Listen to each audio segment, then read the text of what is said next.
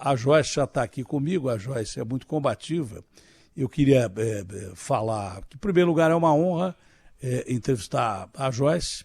E, em segundo lugar, que eu gostaria que você colocasse a sua indignação em relação... outro dia eu falei em controle de cesta básica, né? Aí os caras começaram a dizer que eu era comunista. Eu falei, ô, seus mané, eu não estou falando em controle de preços. Eu estou falando em controle de preço de cesta básica, que é pelo menos o cara ter dignidade para comer alguma coisa. Tá? E, de repente, os próprios caras que falavam que eu estava sendo comunista, porque eu queria controle de preço de cesta básica, que agora está mais do que claro que não tem controle nenhum de preço, era controle só sobre cesta básica. Mas, pelo que eu estou vendo aí, existe uma política de descontrole de preço, o que é pior. Né? Logo depois o Bolsonaro disse que mandou embora o presidente da Petrobras porque os preços aumentavam pra caramba. O que é isso? Controle de preço. Era a mesma coisa que eu tinha falado. E não está adiantando nada, porque o cara que dizia que a gasolina, o combustível, o diesel, o álcool eram atrelados ao dólar, o dólar cai, o raio do combustível não cai na bomba. Agora vai aumentar de novo, mais uma vez.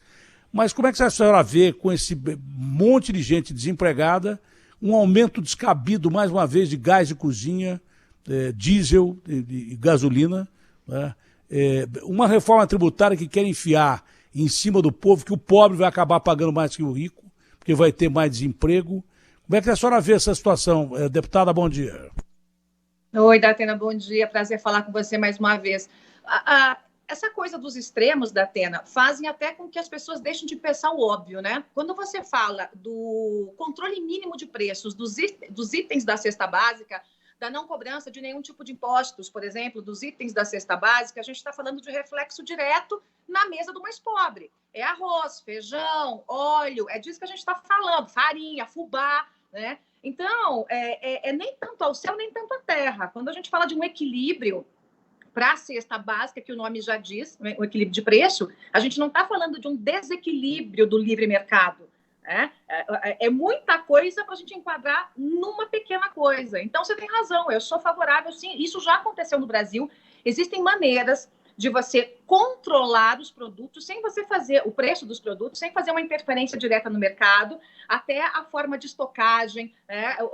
A lei da oferta e da procura. Então, não precisa ser um economista muito genial para saber disso. E em relação aos aumentos aí, especialmente no gás de cozinha, pelo amor de Deus, Atena, eu tenho andado aí pela periferia de São Paulo, porque, assim, esses tempos eu estava dizendo, eu virei uma deputada que tem que fazer também, de vez em quando, trabalho de vereador, né? Distribuir cesta básica, que não é papel de parlamentar, mas é papel de quem tem coração e tem um mínimo de empatia com quem está passando fome. E as pessoas estão cozinhando os alimentos que recebem com madeira, com graveto, fazendo aquele fogãozinho de tijolinho atrás de casa para poder cozinhar, Datena, porque elas não têm como comprar o gás. Olha a situação que chegou no nosso país. Olha o descontrole, a gente está com... Você falou do dólar altíssimo. Aumento de gás de novo. A mesma coisa de outro Aumentaram jeito. o gás de novo. Você acha que tem cabimento? O governador da Bahia me disse, só para reforçar o seu raciocínio, numa entrevista outro dia, ele falou, Datena, sabe o que está acontecendo aqui na Bahia? Isso já faz 2 meses. Eu falei, não. Ele falou, muita gente queimada, porque as pessoas estão fazendo fogo com álcool para cozinhar alimento. Sim. E muita gente queimada. Sim. Quer dizer, é um absurdo isso. Aumento de gás de novo. E essa coisa que você falou, né, do dólar estar altíssimo, dá para a gente dizer a mesma coisa de outro jeito. O real está muito pequenininho. Acabaram com o nosso plano real, Datena, que era um dos poucos ativos que nós tínhamos realmente na economia, que nos dava uma certa sustentação perante o mundo. Quando a gente diz que o dólar, né, se precisa de R$5 ou mais que isso para comprar um dólar, a gente está falando que o nosso real está pequenininho, está pobrezinho, está valendo muito pouco. Então, nós estamos mais pobres. As famílias estão mais pobres, porque as nossas famílias ganham, quando ganham, em real. E os preços aumentam em dólar. Inclusive, tem algumas commodities que aumentam em dólar. Você pensa assim, ai meu Deus, mas o quê? Bom, vamos lá, margarina. Margarina é feita do quê? É de soja. A margarina para passar no pão lá é feita de soja. Soja é commodity. né? Quer dizer, é tudo preço internacional. O que a gente está vivendo realmente é um empobrecimento das famílias, agravado pela questão da crise, o desemprego que já superou o formal, né? 14 milhões de desempregados. Eu estou falando formal, porque a gente sabe que tem muito mais de 25 milhões de desempregados no Brasil. Então, o que a gente vive é uma tragédia e nós temos que fazer um grande pacto por esse país para que nós possamos tirar essas pessoas dessa linha que já é da miséria. Aquele que era classe média ficou pobre, o que era pobre hoje ficou miserável. É isso que nós vemos no Brasil. Olha, a senhora enfrentou talvez uma das maiores batalhas e perseguições políticas da história desse país. Primeiro que o advento da rede social facilitou muito isso. Mas foram agressões canalhas, covardes, injustas e que a senhora, como mulher forte, enfrentou de cabeça erguida. Outro dia eu estava conversando com o Mitre falou assim, a Joyce quase trabalhou aqui e tal, é uma das pessoas mais corajosas que eu conheço. E aí minha mulher diz a mesma coisa. Hoje, a situação do país, do governo que a senhora desembarcou, é uma situação crítica, onde o governo pode perder até base parlamentar, porque parlamentar que faz base para governo, mesmo recebendo emenda parlamentar, vai ter eleição ano que vem. O cara vai pensar no dele também. Esse é o grande detalhe. E aí o presidente pode perder essa base parlamentar que existe dentro da Câmara. Existe muita acusação de corrupção, coisa que não havia no governo Bolsonaro. Até agora não havia diretamente acusação de corrupção, era uma acusação indireta, ou por alguém do entorno, da família dele e tal. Mas quando começa a chegar ao PGR, que se nega primeiro a pedir a abertura de inquérito contra o presidente da República por prevaricação, a Rosa Weber vai lá e, com a força da justiça, diz que não, o senhor tem que pedir. Ele pede. Então, no mesmo dia eu estava entrevistando o presidente Fernando Henrique. Ele falou, Datena, eu não gosto desse negócio de impeachment. Eu já passei por vários processos de impeachment. E passei e venci todos eles. Acho que agora há condição de pedir de um super pedido de impeachment e, dependendo das ruas, esse pedido de impeachment vai acontecer. E o presidente passar por isso significa ele demonstrar que ele não tinha nada a ver com isso, como eu fiz várias vezes. Mas como é que a senhora vê o quadro político do país hoje que, tendo uma situação de instabilidade social, instabilidade sanitária, você não sabe, na verdade ninguém sabe o que vai virar essa doença. É toda hora uma novidade.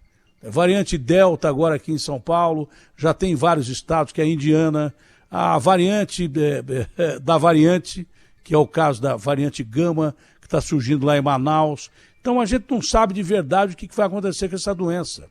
Quando você fala que a doença está acabando no mundo, a Austrália impede a realização do Grande Prêmio lá, porque fechou, porque subiu o caso de Covid na Austrália, que tem pouca gente. É mais fácil de controlar, apesar da imensidão do país. É pouca gente que mora na Austrália, tem 30 milhões de habitantes, se tiver isso. Você vê que está subindo a pandemia na Espanha, a Catalunha está fechando quase tudo. E a gente não sabe que ponto está. E toda essa crise que a gente já tem criada, né, de tanto desemprego, eu acho que tem mais de 30 milhões de pessoas desempregadas no Brasil, outros 30 mal empregados, só trabalhando para poder comer e pagar plano de saúde, mais trabalho informal. Eu acho que a metade do país está numa pindaíba de dar dó. Aí vem o governo atingido por essa crise. A senhora vê possibilidade de ameaça às instituições ou não, deputada? Nossa, Datena, essa pergunta foi profunda, porque são 5 perguntas em uma só. Eu vou tentar responder aí da maneira mais breve possível. Eu concordo com o presidente Fernando Henrique quando ele fala da instabilidade do impeachment. De fato, o impeachment, ele gera uma instabilidade. Mas o impeachment é um remédio constitucional. Nós temos esse remédio constitucional. E o que nós temos que pensar é o que é pior para o país. O Brasil não aguenta mais, no modelo em que está, terminar esse 1 ano e meio. A gente vai ter uma terra mais arrasada do que estamos e há no super pedido de impeachment, que eu assino, inclusive, uma série de crimes, e nós não podemos simplesmente achar que se a mão que rouba ou comete crime é da esquerda, está tudo bem. Se a mão que rouba ou comete crime é da direita, aí não pode, ou ao contrário. Né? Mão que rouba é mão que rouba. Né? Mão que comete improbidade é a mão que comete improbidade. Que se dane se é de esquerda ou de direita. Malandro é malandro, safado é safado, mané é mané. Acabou. E dentro da política a gente não pode ter esse tipo de gente. Então, assinei esse super pedido de impeachment. Há uma série de questões ali.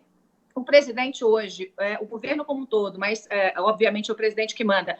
Por que ele se mantém no poder?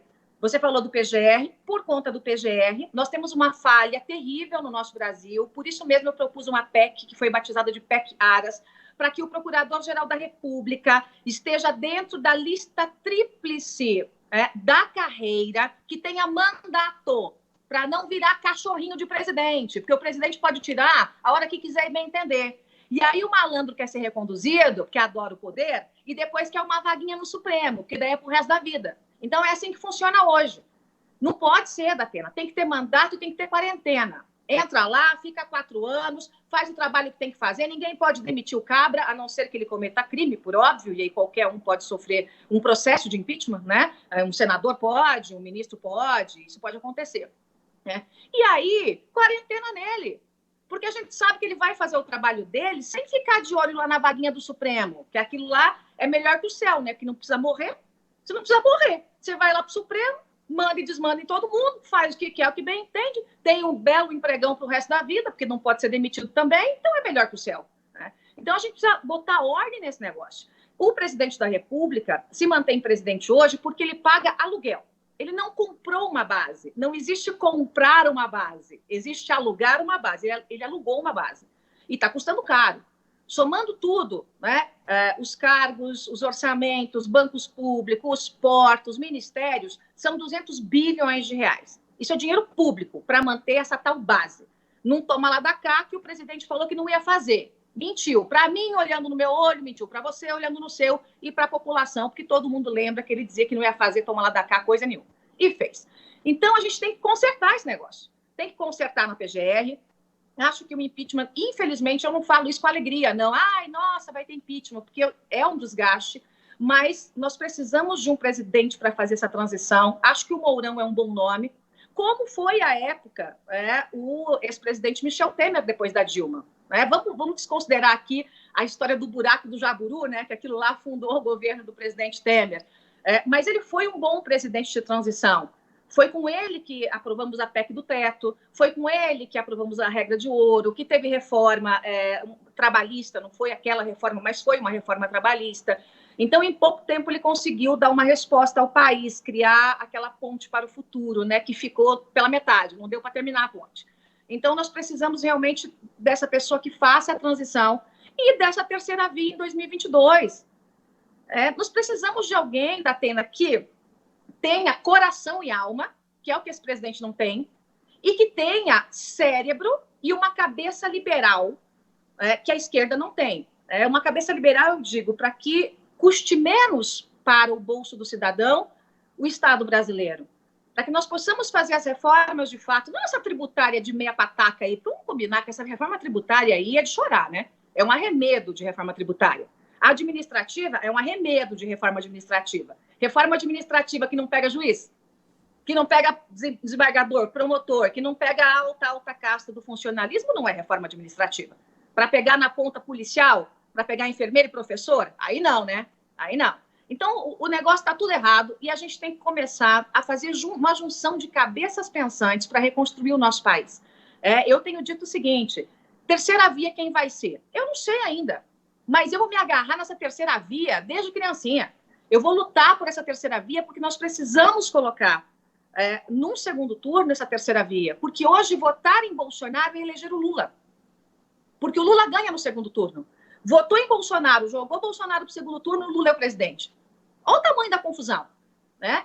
Então, as pessoas às vezes me perguntam, mas você votaria no segundo turno em Lula e Bolsonaro? As pessoas não podem me pedir se eu quero morrer com um tiro na cabeça ou no coração. Eu não quero morrer. Então, eu vou lutar por essa terceira via durante todos os minutos aí que eu puder nessa pré-campanha e depois na campanha. A senhora acha que há espaço e tempo para surgir uma terceira via? A senhora acha que com o desgaste do governo pode aparecer alguém, até para disputar com o Lula? Porque estão dizendo, o Ciro falou outro dia que vai disputar com o Lula porque o Bolsonaro não chega ao segundo turno. Aí você vê pesquisa, ainda existe uma determinada polarização. Isso desestimula uma terceira via, a não ser quem já está no jogo político mesmo. Quem quer entrar, vê lá aquela polarização, o cara fica bem assustado. Se bem que pesquisa é pesquisa, eleição é eleição. Mas a senhora vê uma oportunidade entre eleitores insatisfeitos, que não acham nem que o Lula e nem que o Bolsonaro sejam a solução, para que possa surgir uma terceira via. Hoje, o que está mais colocado à terceira via também é um cara de centro-esquerda, que seria o Ciro. Mas pode aparecer alguém que há tempo para isso? Que seria Moro, Luciano Huck, e esse cara desistiu. Eu não acho que o Ciro seja um nome da terceira via. Por quê? Eu brinco que o Ciro é o Lula que leu, né? O Ciro, ele tem... Eu gosto muito da inteligência dele, ele tem uma perspicácia. Eu entendi isso, mas foi isso mesmo que eu vi. Como é que a senhora definiu o Ciro? Eu não entendi. É o Lula que leu. Eu não entendi. É o Lula que leu. O Ciro é o Lula que leu, né? Porque ele é preparado, ele é inteligente e tal, ele é bom de conversa, mas ele tem todo aquele alinhamento lá com a esquerda que eu acho perigoso para o Brasil nesse momento. Eu acho que nós precisamos, de fato, ter um governo centrado, né, de uma direita racional, mas com coração, porque hoje se misturou, hoje parece que a direita virou esse bolsonarismo xiita sem coração, né? Que não pensa no social, que não pensa nas pessoas, que não tem empatia. E não é isso, gente. Isso é um pedacinho de uma direita extrema, né? Eu acho que a nossa direita brasileira tem que trazer um pouquinho desse progressismo europeu-alemão. Não é o nosso progressismo brasileiro, que é meio que esculhambação, assim. É aquela coisa da farra do boi. Mas aquela coisa Angela Merkel, sabe? Eu acho que fica mais fácil para as pessoas entenderem, né? Que fez um excelente trabalho na Alemanha. A gente precisa mudar o nosso sistema presidencialista, Datena. A gente tem que ter um semipresidencialismo aqui, um presidente que seja eleito para cuidar das Forças Armadas, da diplomacia, né, e representar esse país, mas que nós tenhamos um primeiro-ministro para formar uma base no governo, porque se o primeiro-ministro fizer lambança, o que a gente faz? Demite o cabra. Demite o cabra. Não tem impeachment, não tem nada disso. A gente cria estabilidade no país. E eu conversei muito com o ex-presidente Michel Temer semana passada sobre isso. Trocamos muitas ideias, ele é um homem muito bem preparado, também comunga dessa tese, e acho que dá tempo sim de uma terceira via, porque parece pouco tempo, mas 1 ano e meio em eleição é uma eternidade, e é uma eternidade para tudo, é uma eternidade para você crescer popularidade, para você perder a popularidade, para você se inventar como político, a gente sabe que isso pode acontecer. Então, e essa terceira via vai pegar esses 50% que são os nem-nem, como eu, nem Lula, nem Bolsonaro, eu sou nem. Então, tem muita gente que é nem, e está ansiosa esperando que realmente um nome apareça para que nós possamos levar esse nome para o segundo turno e vencer a eleição. A Matilde conversava comigo outro dia, bem porque eu converso com pouca gente, eu saio daqui, vou trabalhar e volto para casa, e ela me dizia da sua força em combater quem te combateu. Isso me lembra Nietzsche, né? O que não te mata te fortalece. A senhora saiu dessa crise toda mais fortalecida, em todos os sentidos, e dando exemplo para muita gente como se enfrentar uma guerra de pé e vencer, e mesmo se não vencer, você cair de pé. É pior do que vencer uma batalha sem honra. Não existe nada pior do que você vencer uma batalha sem honra. É melhor você perder, às vezes é melhor você perder. Napoleão dizia isso. Pior do que não vencer é vencer sem honra. E a senhora saiu mais fortalecida disso. A senhora pretende ser candidata a algum cargo nessas próximas eleições? Sim, Datena. Eu tenho conversado, eu entrei com uma ação para deixar o meu partido, até pela falta de segurança que eu tenho do partido não estar aliado, de fato, no segundo turno com o atual presidente da República, ou até no primeiro. Eu não posso cometer esse mesmo erro 2 vezes. E tenho conversado com outros partidos, né? Inicialmente, eu estava caminhando para a reeleição, mas 2 dos partidos sinalizaram para mim a possibilidade de disputar o Senado. Então, eu tenho conversado muito e seria uma ótima candidata. O Senado, assim, precisa de mais renovação, né? A gente precisa trazer um pouco mais de energia. Nós temos bons senadores ali que têm feito um bom trabalho, mas você vê que a casa é uma casa de 81 parlamentares que representa os estados brasileiros e não está tão bem representada assim. A gente precisa realmente trazer mais energia ali e provavelmente eu saia candidata ao Senado nessa próxima eleição e tenho conversado com o DEM, com Podemos, com o PSDB, partido, qualquer um que seja, Datena, é um problema. O partido não é uma reunião de papas. Tem gente boa e gente ruim em todo partido. Normal. Né? Infelizmente é assim. Como tem gente boa e gente ruim no jornalismo, no judiciário, em qualquer lugar. Então, eu estou realmente buscando um partido onde eu possa trabalhar mais pela população, onde eu possa fazer um trabalho grande de educação política com as mulheres, né? E essas legendas todas me ofereceram essa possibilidade. Tenho uma amizade muito grande com o presidente nacional do PSDB, o Bruno Araújo, né, que foi o voto 242 pelo impeachment da Dilma. Eu não me esqueço nunca. Ele é líder da minoria, um excepcional deputado, botava para quebrar na Câmara, era bom mesmo, pernambucano arretado. E todo mundo sabe que eu tenho uma boa relação também com o governador de São Paulo.